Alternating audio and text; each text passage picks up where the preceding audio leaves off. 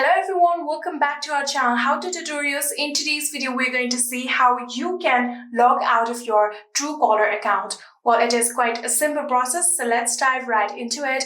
So there is actually no simple way to simply log out of your Truecaller ID. So in order to log out, you have to deactivate your account, for which you can open the application. And after opening the application, you have to tap on your profile. And after tapping on your profile, you have to tap on Privacy Center. After doing so, here you can see there is the option of Deactivate Account. Tap on it. So after tapping on it, you have to select all of these. So simply tap on it. And after doing so, you can simply just tap on Deactivate Account. And this way, your account will successfully be deactivated and you'll also be logged out of your Truecaller account.